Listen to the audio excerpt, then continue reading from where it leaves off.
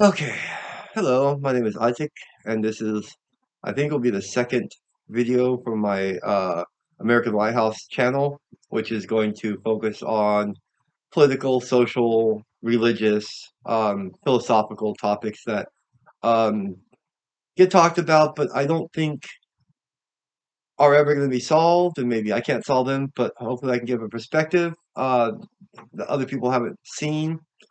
I was very liberal when I was growing up. I was raised Christian, fell out of faith, came back to faith, but the whole time I've always been pretty liberal. I don't care what skin color you are. My first friend I ever had that I can remember, he was half Hawaiian. Um, I have no problem with the gays or lesbians. I have no problem with non-Christians. I have no problem with Muslims. I have no problem with anyone unless you're an asshole, and then I simply won't allow you into my existence. But I was always really not liberal, but I was very open and understanding of people, even especially people who don't think like me.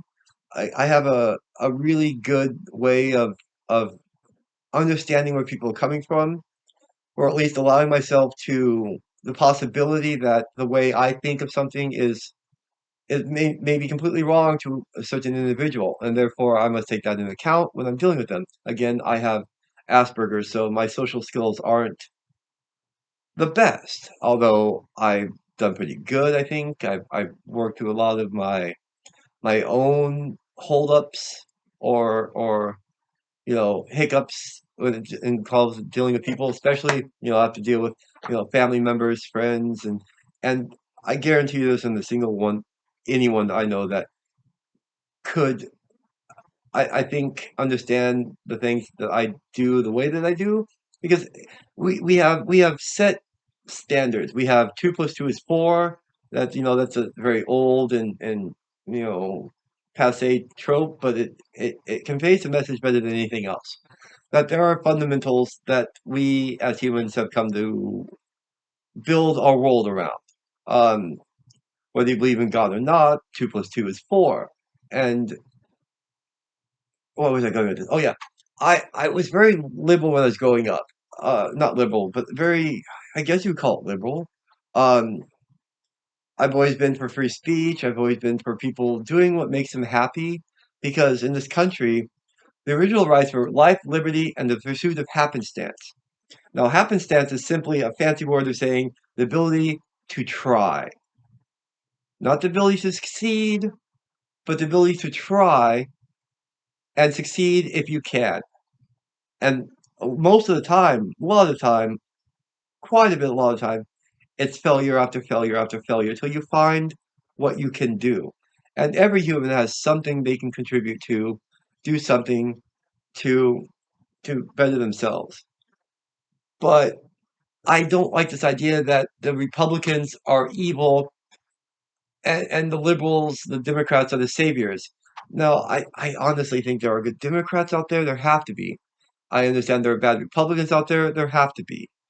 But I hate this idea that so many Democrats in such high powers are acting as if this idea of a secure border, of the right to protect yourself, the right of free speech, the right of acknowledging biological fundamental facts of two genders. Now, if you're a guy, want to become a girl, makes you happy, I don't care. As long as you're not forcing it into the public square, because that again falls into a very private and personal matter that you shouldn't want to expose. Now, if you're harassed because you are a guy and want to be a girl, that's not good. And for the most part, I think a lot of that has been taken care of. A lot of the pushback we're getting now, a lot of the pushback the left side are getting is because they've allowed certain parts of their core belief system run wild and try to it's like beating a dead horse. Because I grew up in the 90s, and even then, there wasn't a lot of gay people on TV. There weren't that many black shows, but the black shows we had didn't focus on that they were black, like Fresh Prince of Bel-Air. It wasn't that they were black, it was he was a poor kid.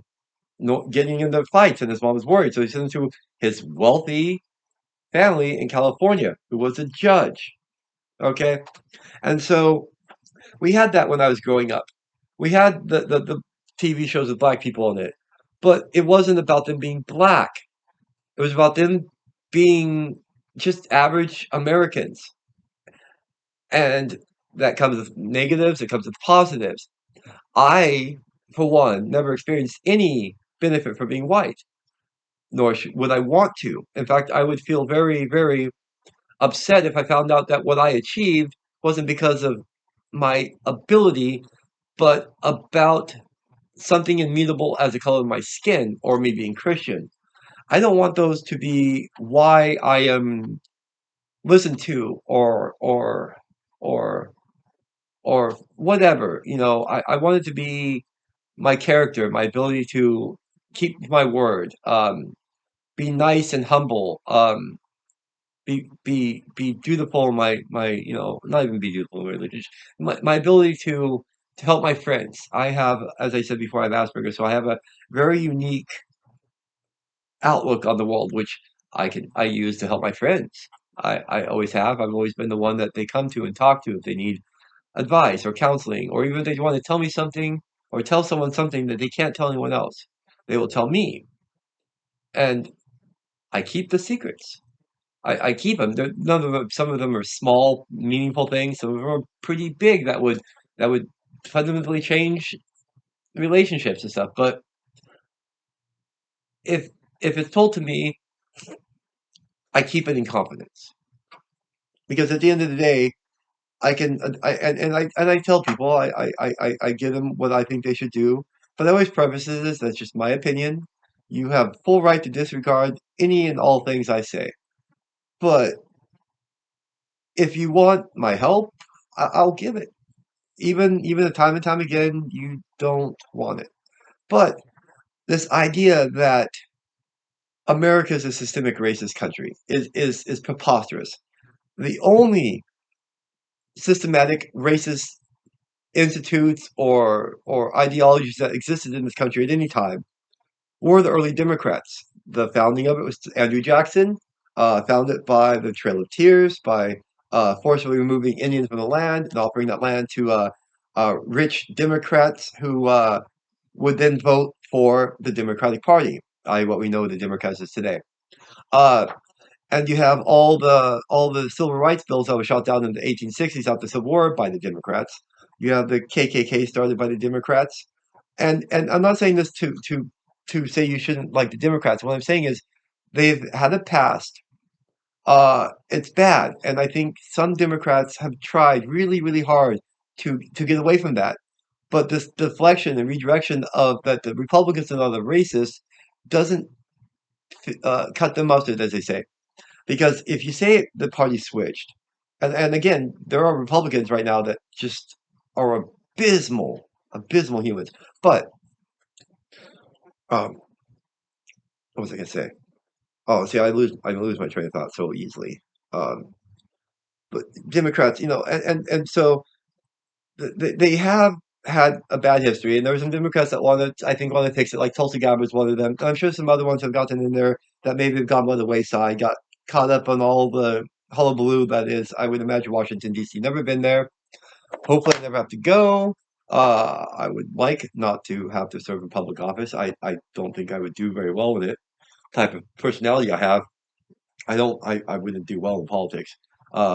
Maybe a commentator, like what I'm going to try to do here. Um, but Democrats, my fellow Americans who like to call themselves Democrat and liberal because they think it's for helping the little people. I don't think that is, but I will grant you that it is a noble endeavor to want to help the indigent and poor and downtrodden. I don't think the policies of the majority of the left work, but those are debates that we have, debates to be had. But when we get Democrats who are openly spouting communism and socialism and ideas completely antithetical to that of the American soul, it bothers me. And I wish the good Democrats out there, the good liberals, the liberals who who do love America and want it to be prosperous and want the citizens to be well taken care of, I would like you to reevaluate the core Democratic Party that you guys will vote for. And I'm not saying vote Republican. You may not find a Republican you like, but if every single Democrat that votes that doesn't necessarily agree with all this hammer and sickle communist crap, then vote for an independent who isn't into those type of that type of thought process, that socialism, globalism, the for the greater good mentality, and vote for them. Don't vote, or I'm sure you can find some Republican that you can agree with at least enough to put your weight behind. Um, or if you are one of those Democrats who wants to help the people but doesn't want this communist Marxist CTR or CRT, which originally was critical theory, and it was again a tenant of I don't know if it was Saul Alinsky or but it was it's a very divisive ideology. Um, if you don't agree with the CRT, but now it's critical race theory. They're always changing the names. I'll do a video on climate change because uh, I've seen a lot of videos on climate change, and they do good, but they don't ever get to the history of it in regards to the like the boy who cried wolf or Chicken Little, wolf, the sky's falling, sky's falling. It's not, but they keep on saying it over and over and over again. Um, but so Democrats, if you really do like America and want the betterment for all the gays and lesbians and the people of color, which I think is a atrocious term. They should simply be Americans. The only time that their skin color should come in contact is if it's identifying, like if they're a victim or a suspect, and they have to figure out who it is. That helps when you talk about the skin color, height, hair color, eye color, tattoos, stuff like that. That's when it comes into play. But if you're just talking about common everyday things, the color of one's skin should not ever enter your mindset. And we're being trained, well, kids are being trained to see nothing but that skin color or that difference, their sexuality or their non-religion or their crazy notions of multi-genders and non-binaryism, which is again up in front of science because almost every species on this planet is a binary uh, interrelational inter relationship with each other, as in male female male female male female to reproduce to create. It's binary, um, and so if you truly do want the betterment for America, the betterment for your communities, the betterment for your children, the betterment for the gays and lesbians and blacks and Mexicans and Asians and the whatnot, the whole lot of America. If you want the best for the melting pot of America, you have to stop supporting the Democrats who have left you behind. Because they don't care about the little person anymore. It's about power. And they will say and do anything and use anyone they can to get that power. And there are Republicans on that side that do that. And I'm a conservative. I don't call myself a Republican. I'm a Federalist. That's what George Washington was. It's George Washington up there. He's the only human idol. Um, and the idol, I just have the utmost admiration for him. And really all the founding fathers, but specifically him. He was, in my opinion, the epitome of the American spirit. Um, so just look deep inside yourself and ask if this communism, Marxist, progressive thinking is really how you want your party to go. I don't want the Republicans to be war hawks. I don't want them to be into big business. I don't like that. And I'm always looking for and trying to promote the conservatives who aren't for globalism, who aren't for, the crazy, strict fucking crap that gave a lot of conservatives a bad name in the 60s and 50s and stuff. And again, some of that stuff was bad. Democrats aren't the only politicians that to have a bad history, but I would like the Democrats to own their history and not to try to deflect it and play the change game, the big switch, which is in fact, maybe I'll do a video on that because there's a lot of people I don't hear people talking about when it comes to this topic. That's 14 minutes long, so I'm going to end this. Again, just try to remember that we are Americans, and the only and you should be proud to be an American. You shouldn't be proud to be black or white or Asian or Latino. You should be proud to be an American because that is truly the greatest privilege in this world is to be an American. And so many Americans take that for granted.